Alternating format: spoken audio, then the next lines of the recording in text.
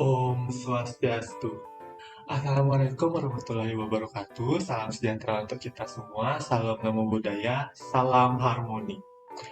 Baik, di sini perkenalkan kami dari kelompok 5 dalam mata kuliah Sejarah dan Etnomatematika. Dalam kesempatan kali ini, kami akan membahas materi tentang matematika modern.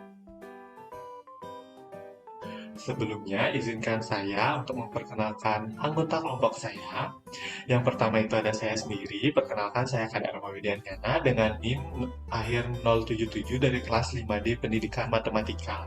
Serta saya di sini didampingi oleh dua rekan saya. Yang pertama itu adalah Evelyn Sastika Banuaria dengan NIM akhir 046 dari kelas 5D Pendidikan Matematika, dan Lukluil Mahnum dari kelas 5A Pendidikan Matematika dengan NIM akhir 002.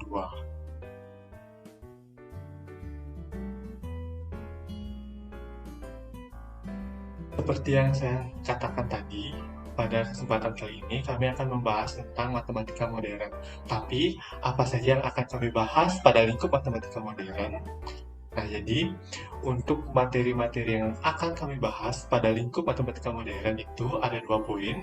Yang pertama itu adalah perkembangan geometri non-Euclid, yang dimana kami akan membahas pengertian geometri non-Euclid, alasan dasar munculnya geometri non-Euclid, perintis geometri non-Euclid, serta pengemuka model-model geometri baru. Dan yang kedua, kami di sini akan menjelaskan tentang perkembangan aljabar dan teori himpunan.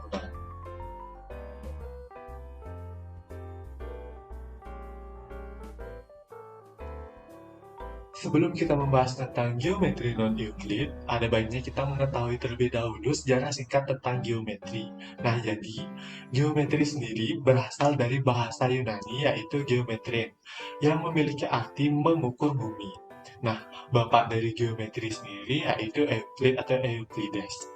Nah, jadi Euclid sendiri ini menulis sebuah tulisan berjudul The Element yang menjadi referensi utama dalam bidang geometri hingga abad ke-20. Nah, Euclid menjelaskan mengenai geometri yang kini dikenal dengan geometri Euclid, seperti itu. Nah, sekitar 2000 tahun setelah dibuatnya di Element, geometri mengalami perkembangan, di mana pada abad ke-19 muncul geometri non-Euclid seperti itu, yang akan kita bahas sekarang. Jadi, apa sih yang dimaksud dengan geometri non-Euclid? Nah, dalam exisbook.wordpress.com, yang dimaksud dengan geometri non-Euclid adalah salah satu dari dua geometri yang diperoleh dengan meniadakan paralel postulat Euclid, seperti itu, yaitu hiperbolik dan geometri elliptik. Sedangkan menurut Anton Tirta S. dan Anwar Sadat yang dikemukakan tahun 2010, geometri non-Euclid adalah sebuah sistem yang konsisten baik secara definisi, asumsi, dan bukti-bukti yang menggambarkan objek-objek sebagai titik-titik, garis, dan dua bidang. Nah, di sini perlu sedikit diketahui bahwa kemunculan geometri non-Euclid ini diawali dari adanya perbedaan pendapat para matematikawan tentang postulat Euclid kelima yang disebut postulat paralel. Postulat tersebut tercantum dalam buku yang ditulis Euclid pada tahun 300 sebelum Masehi yang berjudul The Element, yang berbunyi, jika dua buah garis dipotong oleh sebuah garis lain sedemikian sehingga membuat jumlah sudut dalam sepihak kurang dari 180 derajat, maka kedua garis itu berpotongan pada pihak yang jumlah sudut dalam sepihaknya kurang dari 180 derajat.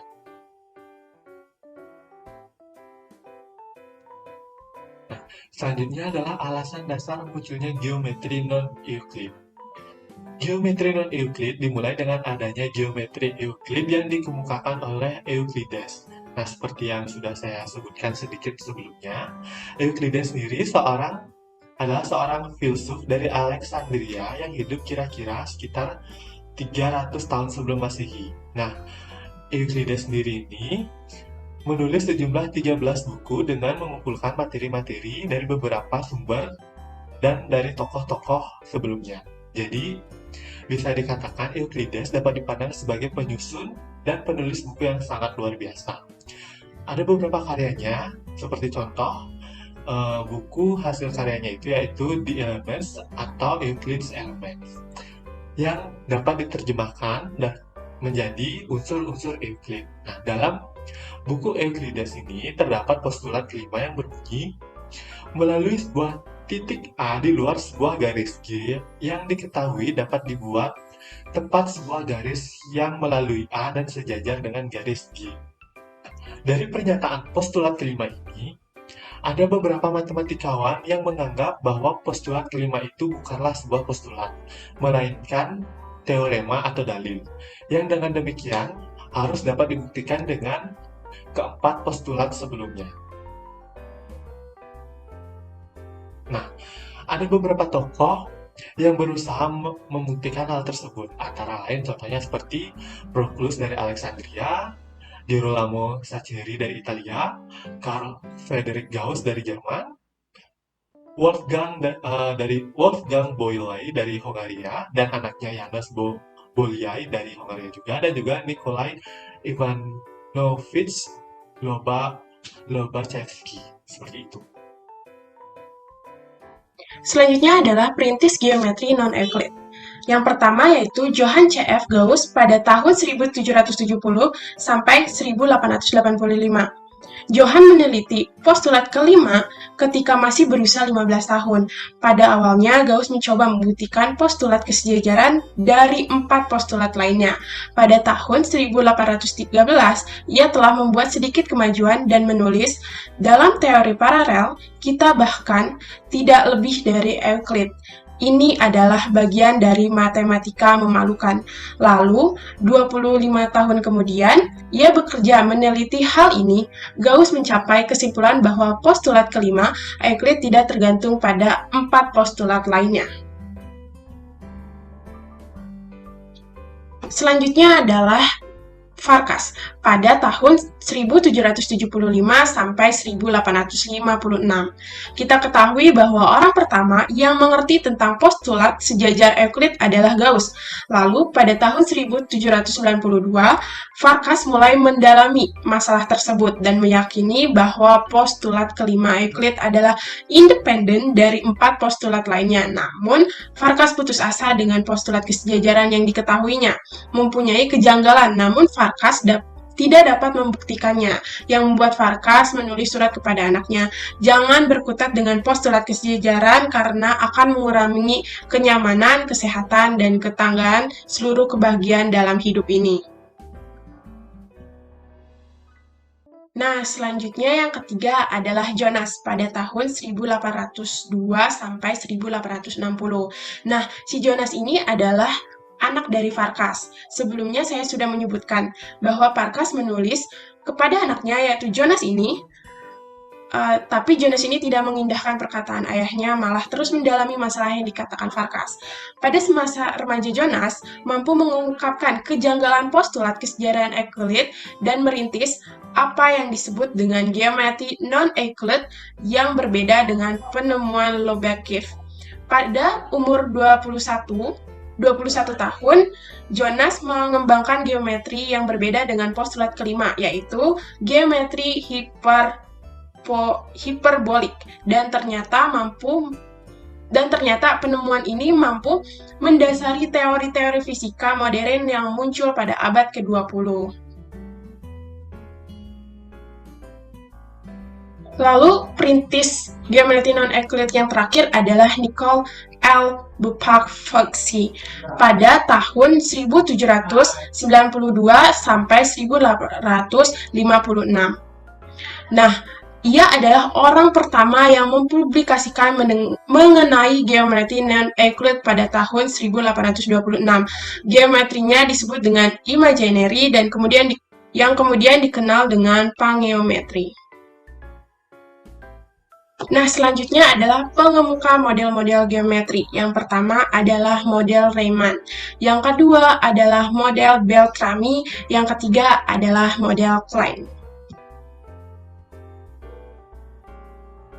Baik, yang selanjutnya adalah pembahasan tentang perkembangan aljabar dan teori himpunan. Nantinya pada pembahasan ini akan dibedakan antara perkembangan aljabar dan perkembangan teori himpunan. Yang pertama, kita akan bahas tentang perkembangan aljabar.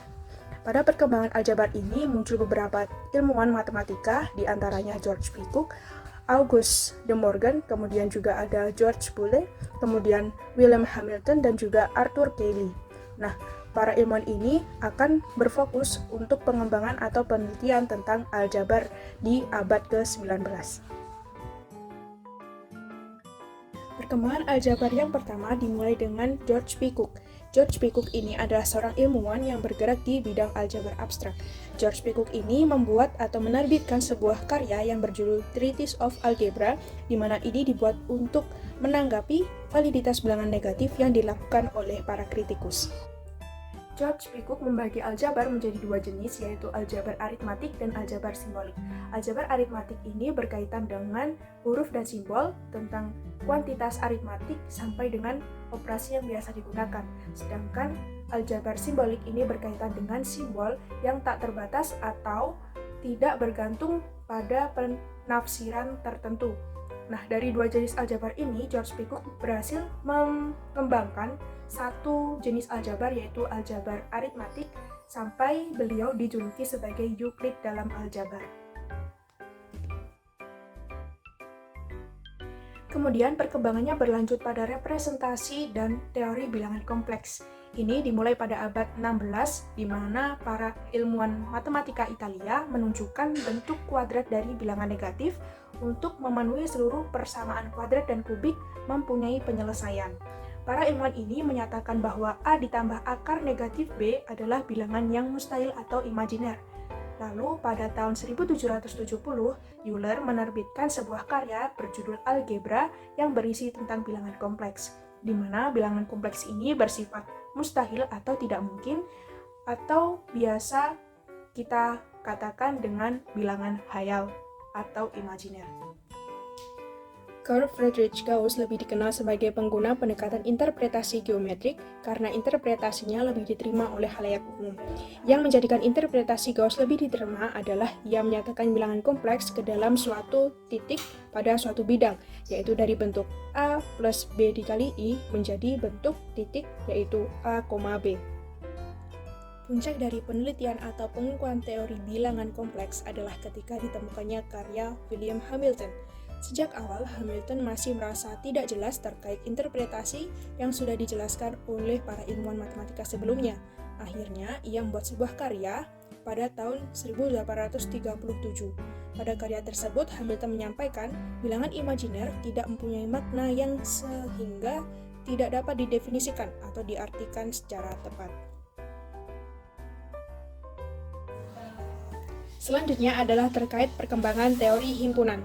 Perkembangan teori himpunan terjadi pada sekitar tahun 1872 atau pada abad ke-19. Pada masa ini muncul beberapa ilmuwan, di antaranya George Cantor, Richard Dedekind, dan David Hilbert. Di antara ilmuwan-ilmuwan tersebut, George Cantor adalah ilmuwan yang paling terkenal dan terpandang. Cantor tertarik pada persoalan tentang sifat bilangan irasional berpangkalan. Pada karya yang diciptakannya pada tahun 1872, Cantor menuliskan pemikirannya tentang bilangan irasional dengan menggunakan barisan Cauchy. Pada tahun 1895, Cantor berusaha untuk mengartikan himpunan. Lalu ia nyatakan arti himpunan adalah sebarang kumpulan suatu M yang terdiri dari objek tertentu dan dapat diperbedakan dalam pemikiran kita. Objek ini disebut dengan elemen dari M. Di sini, arti kata tertentu adalah seseorang harus memahami dan dapat mengambil keputusan tentang sebarang elemen dari suatu himpunan M. Kata dapat diperbedakan artinya adalah sebarang dua elemen dari suatu himpunan yang sama itu berbeda. Dari kata-kata tersebut dapat diartikan bahwa sebuah himpunan hanya ditemukan pada elemen-elemennya. Sekian presentasi dari kelompok kami. Mohon maaf apabila ada salah kata. Saya tutup dengan Parama Santi. Om Santi Santi Santi Om. Assalamualaikum warahmatullahi wabarakatuh. Salam namo buddhaya, salam sejahtera untuk kita semua. Salam harmoni.